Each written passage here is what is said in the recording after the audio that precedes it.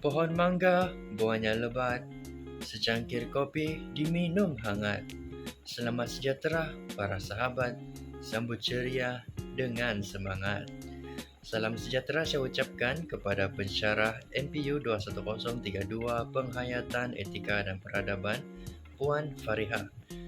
Hai, nama saya Wong Wee, bernombor matriks 07 DKM 21F1021, akan memperkenalkan tentang satu kaum yang sangat unik terdapat di Malaysia dan adat resamnya, iaitu kaum Serani.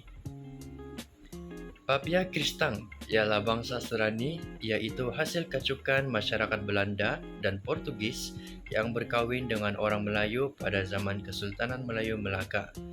Seperti juga masyarakat Baba dan Nyonya, masyarakat Papia Kristang masih lagi wujud di Melaka dan Pulau Pinang. Nama-nama yang terkenal untuk kaum Serani atau Papia Kristang adalah seperti Tony Fernandez, pemilik AirAsia, dan juga Jeremy Monteiro, seorang pemuzik yang terkenal. Sejarah kedatangan kaum Serani. Ekspedisi Portugis pertama telah tiba di Melaka pada tahun 1507.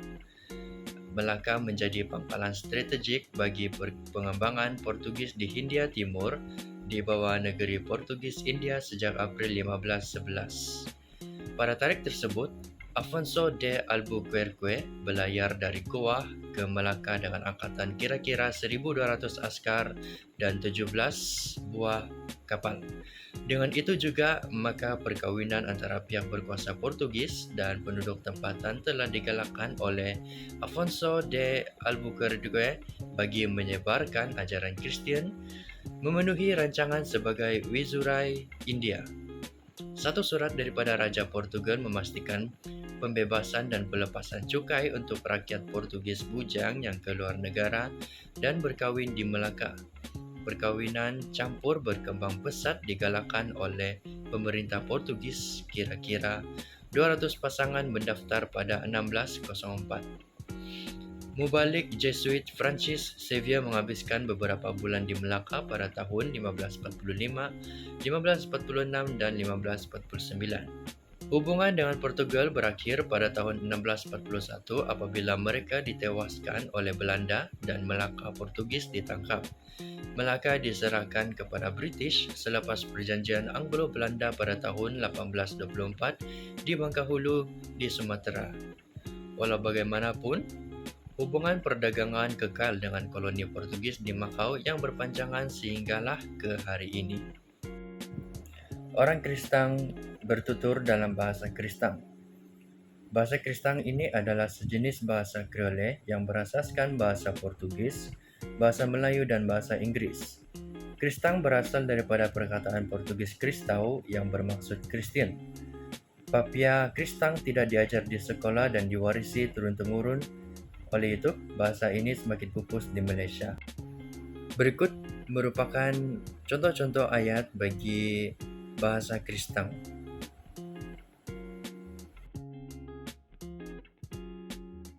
Baiklah, seterusnya kita akan masuk ke segmen adat dersam.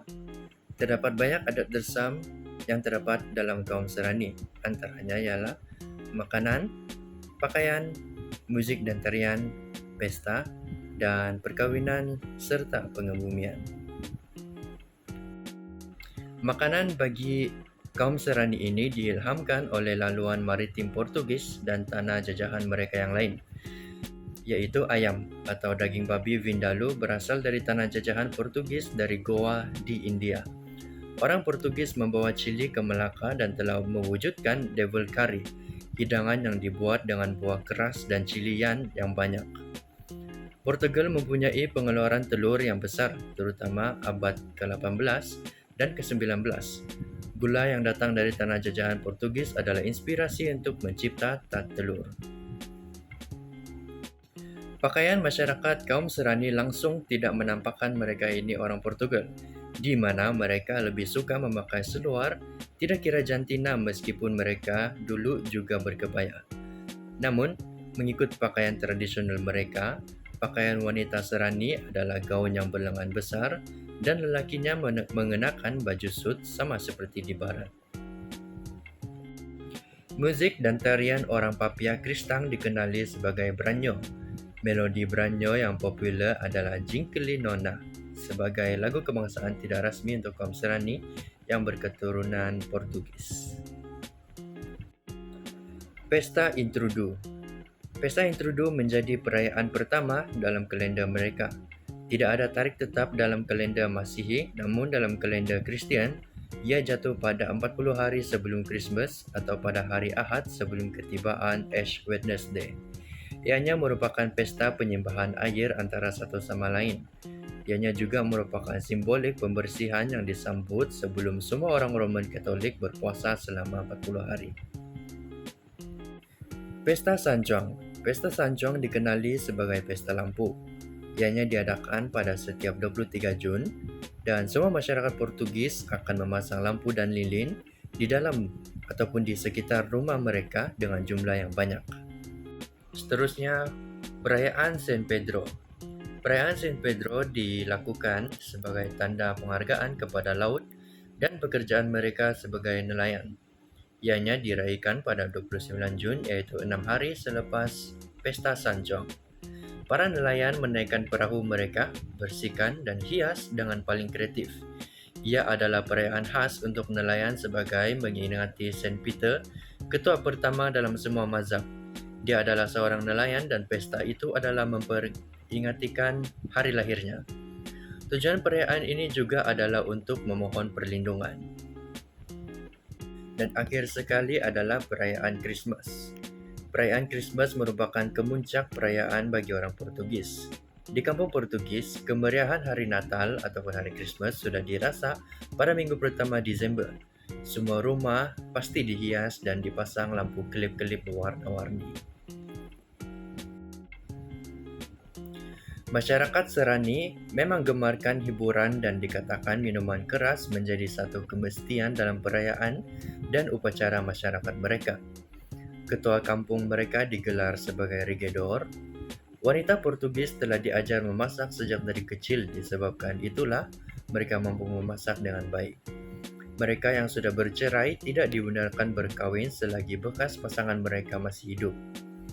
Kelebihan wanita Portugis ini ialah mereka sangat sukakan kebudayaan, di mana mereka lebih sukakan line dance seperti tarian poco-poco. Pada zaman dahulu, perkawinan masyarakat Serani diadakan pada hari Selasa. Pengantin perempuan akan memakai kebaya labu dan kain sarung sutera berwarna putih berserta kasut yang bermanik. Rambutnya didandan dengan cucuk sanggul dan permata tiruan. Sebelum ke gereja, pengantin perempuan akan mencium tangan ibu dan ayahnya serta seluruh keluarganya. Pengantin lelaki memakai sut hitam, baju, dan bau berwarna putih seperti topi tinggi yang diikat pita hitam. Pengantin lelaki haruslah sampai dahulu di gereja. Selepas upacara perkawinan, kedua mempelai akan melawat orang yang menolong menjayakan perkawinan mereka dan mengucapkan terima kasih. Pengebumian. Mayat disimpan di dalam rumah selama 3 hari untuk membolehkan pelbagai upacara diselesaikan. Menurut kepercayaan masyarakat Serani, roh akan berpisah daripada jasad selepas 3 hari. Selama mayat di rumah, upacara sembahyang dilakukan setiap sejam bermula 8 pagi hingga 12 malam. Penjaga mayat akan menghabiskan masa dengan bermain ceki, iaitu sejenis permainan seperti mahjong dan daun teruk bagi mengisi masa lapang mereka. Makanan tidak henti-henti dimasak bagi memastikan ada hidangan kepada semua dan jelas kaedah penghormatan terakhir mereka diberikan kepada si mati seakan-akan menyambut pengantin baru. Dalam konteks etika Serani, terbuktilah bahawa nilai dan prinsip moral mereka sangat dipengaruhi oleh warisan Portugis mereka dan warisan sejarah masyarakat mereka di Melaka. Etika Serani mengutamakan nilai kekeluargaan, masyarakat dan agama. Mereka menekankan kepentingan ikatan sosial yang erat, menghormati tradisi dan kepercayaan Katolik. Rangka kerja etika mereka mencerminkan komitmen terhadap keterangkuman dan rasa tanggungjawab terhadap keluarga dan komuniti seseorang. Ini selalunya meluas kepada penekanan yang kuat pada layanan mesra, membantu orang lain pada masa yang memerlukan, dan menyokong mereka dalam lingkungan budaya mereka. Walaupun terdapat konservatisme yang wujud dalam memelihara tradisi dan norma budaya mereka, masyarakat Serani juga mempamerkan kebolehsesuaian dan daya tahan, membuat penyesuaian agar sesuai dengan tuntutan dunia moden. Ringkasnya, etika Serani adalah gabungan nilai tradisional Portugis dan realiti dunia kontemporari, menekankan keluarga, masyarakat, kepercayaan, dan pemeliharaan warisan budaya. Ia berfungsi sebagai bukti kepentingan berterusan nilai budaya dan etika dalam membentuk identiti dan tindakan masyarakat dalam landscape global yang berubah dengan pantas. Orang Serani di Melaka telah mengalami perjalanan yang menarik ke arah integrasi dengan dunia moden. Dengan sejarah yang kaya berakar umbi dalam warisan Portugis, mereka telah menyesuaikan diri dan berkembang, menerima dinamik masyarakat kontemporari sambil mengekalkan identiti budaya mereka yang unik. Melalui pendidikan, peluang ekonomi dan usaha pemeliharaan budaya, masyarakat Serani terus mengharungi kerumitan dunia moden, menyumbang kepada kepelbagaian dan fabrik berbilang budaya Melaka. Ketahanan dan keazaman mereka dalam menghadapi perubahan menjadi bukti kuasa warisan budaya dalam landscape global yang sentiasa berkembang. Itu sahaja dari saya. Sekian dan terima kasih.